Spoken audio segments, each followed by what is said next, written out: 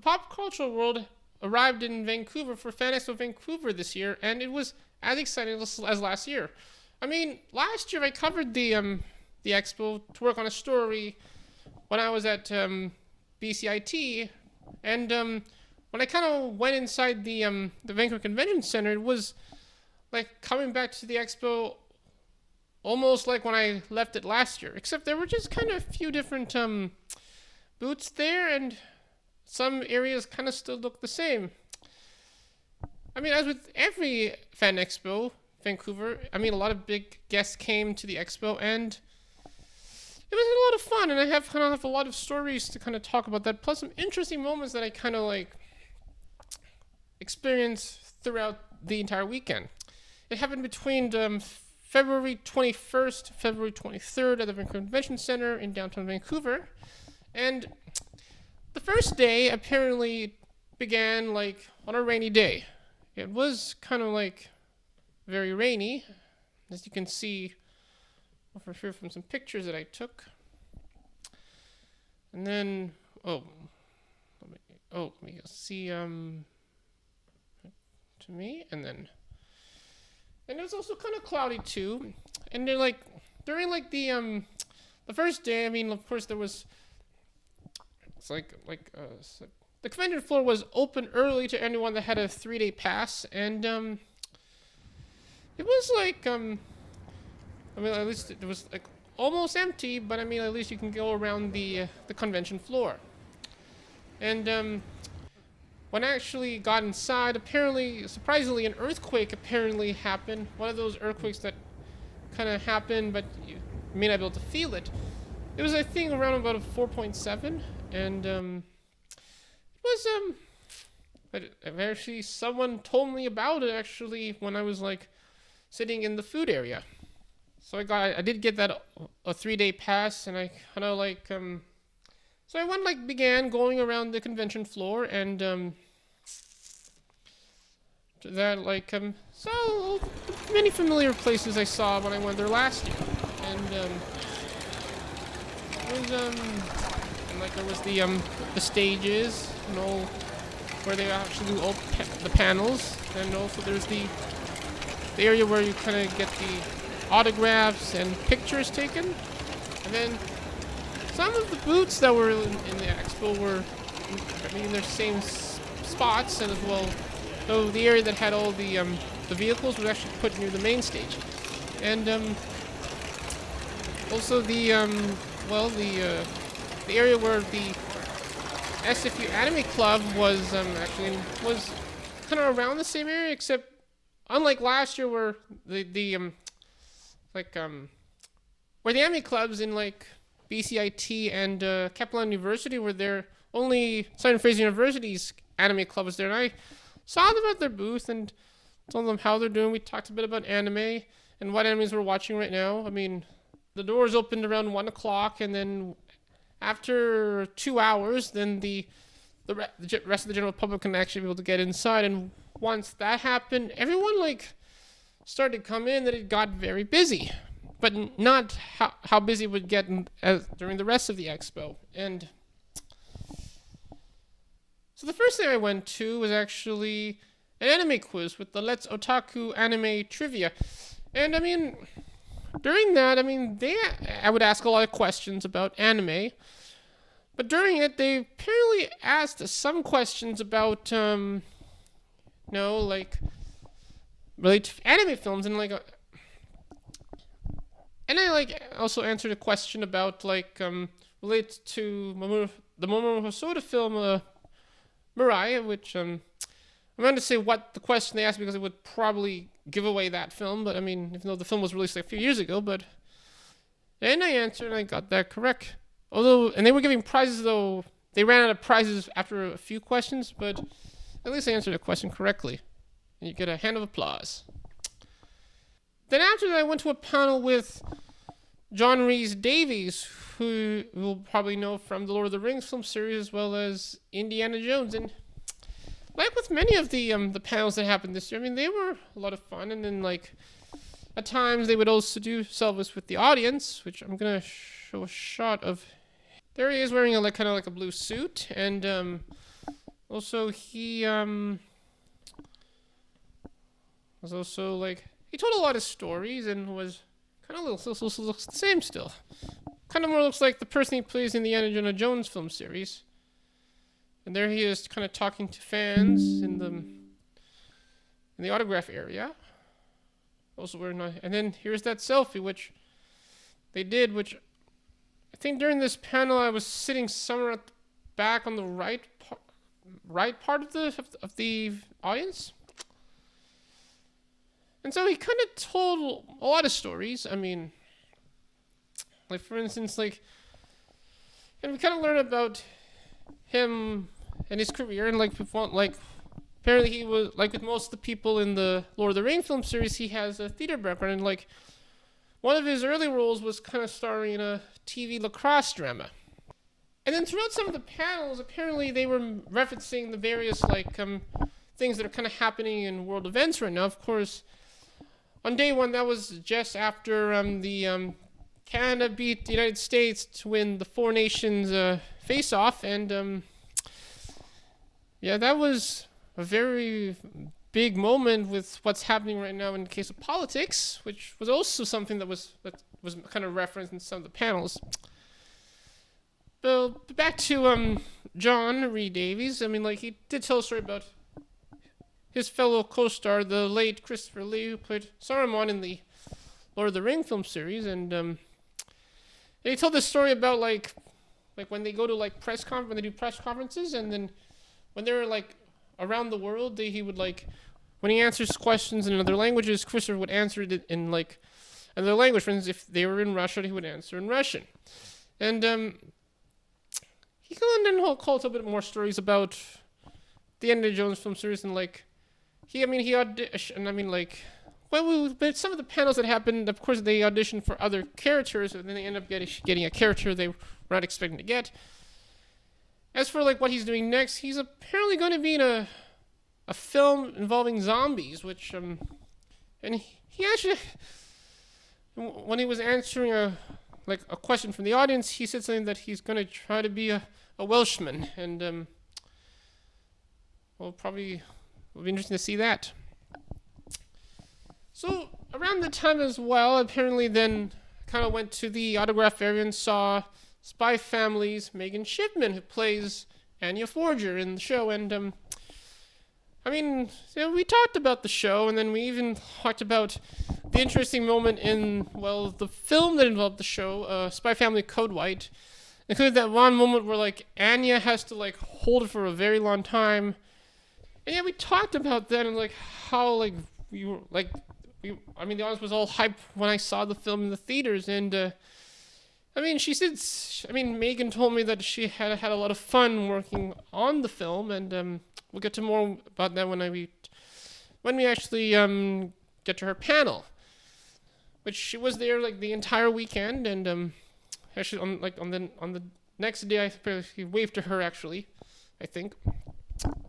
So when I first saw her, I actually got an autograph from her, which I'm gonna show over here. Yep, that's the picture, autograph of her, and it's there's the picture of, and apparently Megan actually liked this picture, and it says to Jerrison, Megan Shipman, Anya, and she also wrote a little drawing of peanuts because Anya likes peanuts. And then, when we were also talking, we talked about me talking to her co-stars last year, which I talked to Alex Oregon, who played Twilight Forger, and Natalie Vances, who plays Your Forger. This was probably one of the biggest autographs I kind of got. And she tells more about working with them in her panel, which we'll get to later. Next, then I went to a panel with the one and only William Shatner of Star Trek fame, and I had the honor of seeing him in person. He was right in front of me, and he's telling a lot of stories. Plus, he also did mention about Canada winning the Four Nations face-off, and he still does his thing when he tells those stories, and he still looks the same, actually. The first time I saw him when I was a kid. That was probably around the 2000s. Picture from a Back to the Future star, Christopher Lloyd, which I did see him in his like in his table various times, although I could have saw him and signed my copy of the Back to the Future film series, but although it did cost a lot of money though. And yeah, they're like there's like Christopher himself with William Shatner and John Rhys Davis. Yeah, it's like them all hanging out. That was probably maybe probably a rare moment to see there. Yeah. So when William was like doing his panel, he told a story about his recent trip to Antarctica, where he saw penguins, and then when the penguins saw William thought that he was actually seeing more fans. He then told the story about kind of like reprising his role of Captain Kirk, which for most of his career he decided not to reprise his role in Star Trek, but until there was this little like video they kind of made, that happened like after one of his former co-stars, Leonard Nimoy, apparently passed away, and where they like, let's say where Mr. Spock actually passes away. I mean, he did in the Star Trek film series, and they kind of showed like his funeral, and there was some technology used to kind of make William Shatner kind of look a bit more younger, and they like de-age him, and then they did that video, and like there he kind of reprised his role of Captain James Pierce Kirk. And then when he was like asked a question about his career, I mean, he talked about like the first time he kind of saw death, in which actually this is when his cat passed away, and then he kind of reminded him of that after when Leonard passed away. And to close out day 2, I saw a panel with Jujutsu Kaisen's Nicholas Roy, who plays Toji in the show. And by the way, I mean, like, based on what I know about the show right now, it's kind of going downhill, but I mean, it's also like with Demon Slayer and Chainsaw Man, it's sad and it's very graphic. And I mean, like, actually after that panel, I mean, I kind of told him that was a great panel, and then he kind of said, and then he thanked me back after that. Yeah. And after that, I went to White Spot, which is a place that The Good Places and Star Wars, The Electrolytes, Manny Jacinito actually also likes as well too. I mean, it's famous for its triple O burgers, and I kind of went there because like they were doing a fundraiser to raise money for the Variety Club. And this was happening when they're about to do the Variety Show of Arts Telethon. So I kind of do my part to kind of raise money for the Variety Club. And then we go to day 2, which was probably the busiest day of the expo, because as more of the big guests were coming in, I mean, Star Wars' Hayden Christensen was there in person, although I don't think he did a panel. I mean, he could have did, but he was there to sign autographs, take pictures. And for sure, getting his autograph and a picture with him was very expensive. So first, I saw a panel with involving Avatar: The Last Airbender, and in the panel you had some of the people from the original animated show, and Vancouver local Gordon Conway, who plays Aang in the live-action version. And he wasn't there last year, obviously, to promote the show, and I mean, that's where they also showed probably the final preview for the show, and yeah, and everyone got hyped when that happened. And so they all talked about working on Avatar and how it's kind of relevant today. I mean, the person that plays Iroh in the original animated show apparently had like a background in probably in like in theater, so he was probably on Broadway. And then there it is. And then like I was sitting somewhere, I think around the middle on the left. There's also the person that played Aang in the original animated show, and also in the show as well, and Gordon on the right as well. But and then like when Gordon was asked about what's next for the live action, which actually surprisingly there's actually gonna be 2 more seasons airing back to back. And I know the original animated version had 4 seasons, kind of reflecting that there was like 4 books, like presenting the story. And yeah, and like they are actually in the middle of filming those 2 seasons right now, and can't wait to see what happens next. I mean, so far it's a great show. I mean, so far, and also like a lot of fun moments too in it. And like somehow they had to compare to, let's say, the live action version of One Piece, which somehow was getting at least one more season, which they just wrap up filming that. It's going to be airing later soon. Yeah. Oh. Then after that, I went to a panel with Sailor Moon's Christina V, who I think she was in the original show, but I mean, like, she might have been some revivals, I think, as well. And throughout her panel, she was also talking about a bit of voice acting and also her liking musicals too. Then after that, I went to the panel involving Troy Baker, which you may have known from The Last of Us video game series, as well as the recent Indiana Jones game, where he plays Harrison Ford playing Indiana Jones. And his panel was very interesting. He told us stories about making The Last of Us games, and plus he was also like asked a question about AI, where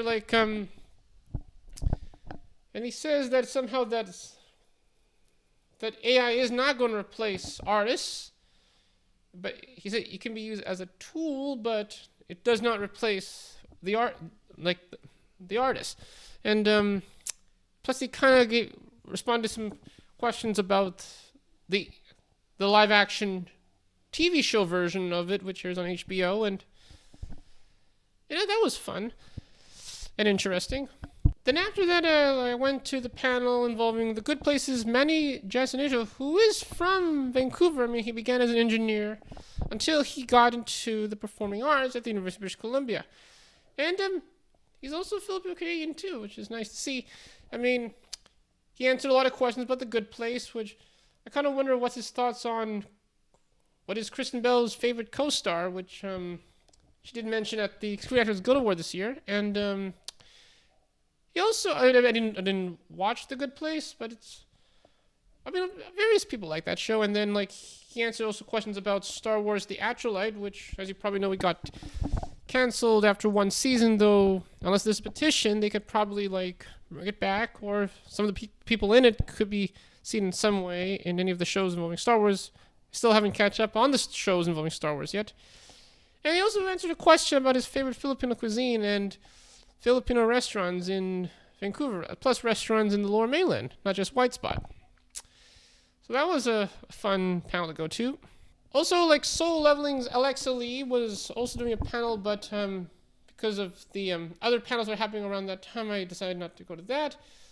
But I could have talked to him, and he was also in Demon Slayer, and apparently he's also in Sakamoto Days, playing the young version of the main person in that show, which could describe as John Wick meets Family Guy. And then there was also Fan Expo Idol Fest. So if you like Japanese female idol groups, that's something you can go see. And it had the usual things you would probably expect from, let's say, Love Live. And there was also WOTAs in the audience, raising their glow sticks, and also WOTA gays apparently doing the dances. And then there was an interesting panel after that where where a person who was in the film and TV industry, a guy named Arthur, apparently talked about places around Vancouver where various films and TVs were filmed in. Clearly, notably, that elevator that was used in the first 50 Shades of Grey film, and since when that elevator was used, it was no other production was using that elevator. And throughout his presentation, he kind of mentioned a lot of places where The Flash and Smallville and the 50 Shades of Grey film series were all filmed in. That was informative, like little like exploration of filming locations along Vancouver. Continuing with Spy Family, I then saw like a panel involving the food in the show, which I mean, in the show, involves a lot of food being seen, especially in the recent film called White, which, I mean, the food in the show is apparently based on, like, German and Austrian cuisine, because, like, when I began watching the show, I thought that the show takes place in Germany, because the city where it takes place is, Berlin, but actually, it's actually Berlis, and then, and of course, kind of like what happens in the show is kind of similar to like what happened, let's say, in East Germany and West Germany. I mean, and there were a lot of interesting food being like kind of like explored, including from apple tarts to burger steak, and also lots of meat dishes too, and desserts too as well. And during that panel, I actually went to the photo area where I took a picture with Gordon Kanye. And then, like, I'm actually going to show you that picture. There it is. That's me with Gordon. And, like, it was, like, actually doing an actual photo shoot. And, like, apparently, like, when I saw him, like, and actually shook his hand and fist bumped him, like, we kind of talked about the show a bit, and then we actually had to do the picture very quickly. And apparently, this was actually Gordon's idea, actually. So we actually did this position. And then actually, then went back to the Spy Family food panel, and then we met the person that did the panel, was actually making recipes to actually make the food in the show, and she collaborated with a restaurant in Westminster, which serving German cuisine, which I actually kind of like to go there. I will probably go there for a visit. The next, I had to decide if I was going to either go to the panel with High School Musical's Lucas Gabriel, who plays Ryan Evans, or the panel with Michelle Rojas.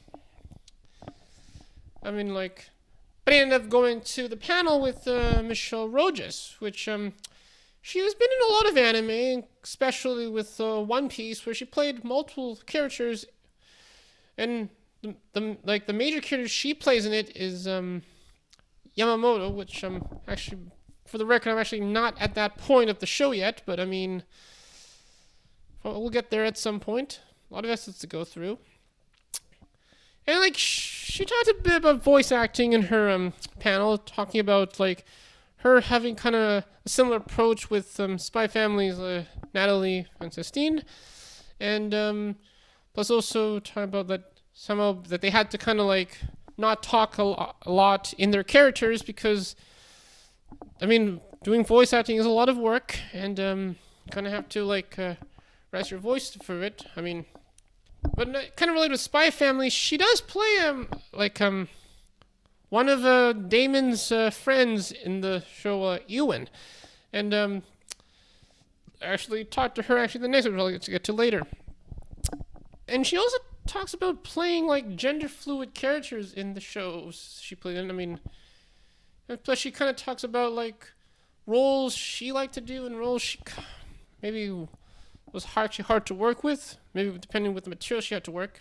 And then closing out day 2, I went to the panel with Najee Jader, who plays Miles Morales in the Spider-Man video game series. And then it was a very fun panel. I mean, he told stories about like the games and like which suits he liked, and it also told the story about almost like leaking information about one of the games in Instagram, and he was also almost going to be in this season of The Last of Us. I mean, he was in those games as well too, and then he apparently auditioned, and then like he was waiting for a call, but he hadn't got yet. So, but he hopes to be in next season, which will be filmed also again in Vancouver, so that'll be nice. And like maybe he reprises the character he plays in the games.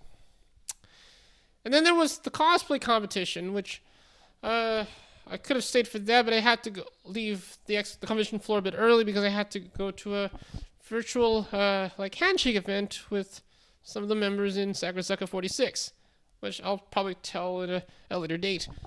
And then we finally go to the last day of the expo, which was also very busy, but not as busy as day 2. And it was a sunny and cloudy day on that day.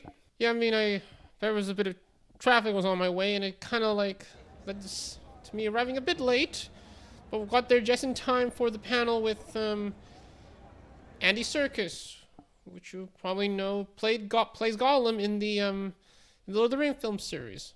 I mean, in his panel, he told a lot of stories about about his career and like him kind of preparing for the role of Gollum, where like when I kind of auditioning for the role, he did look through the original materials of the Lord of the Rings, and then he also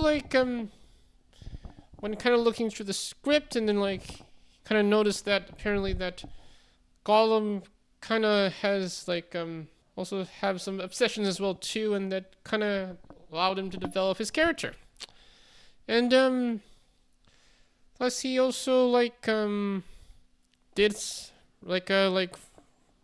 did a bit of the voice too, and I almost asked him a question, but I mean was gonna ask him a question about about his chances of probably getting an Academy Award in the future. I actually asked Elijah Wood that question actually at the Expo last year, but still somehow they ran out of time. Oh, however, I was actually the people that were able to ask questions were actually able to be in the front row of the selfie with him, which I mean, I'm not sure if I can find an actual picture of that, but I mean, it was actually seen in the little recap of the expo, which I'm actually going to show you right now.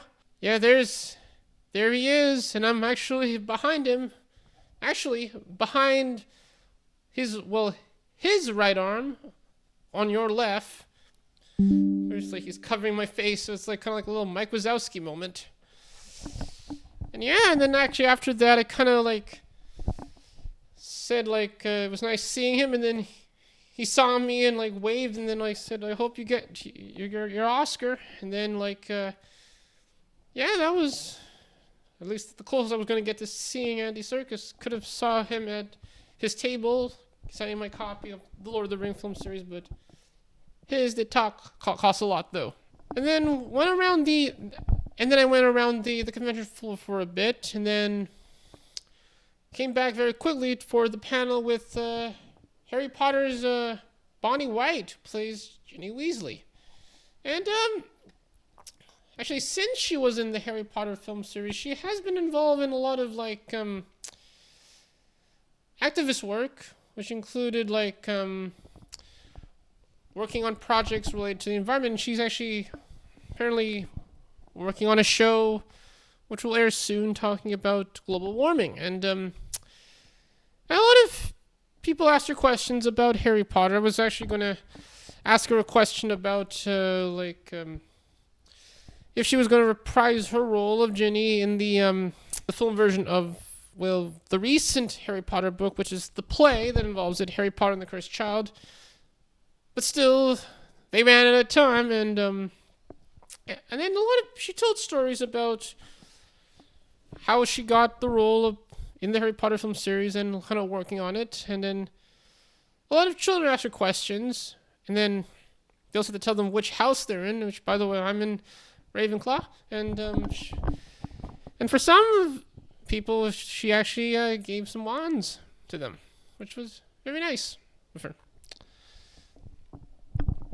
Then I kind of took a break, and then ate lunch, went to straight out of Brooklyn in downtown nearby the Central Library, and somehow there they had their special pizza that day was a square pizza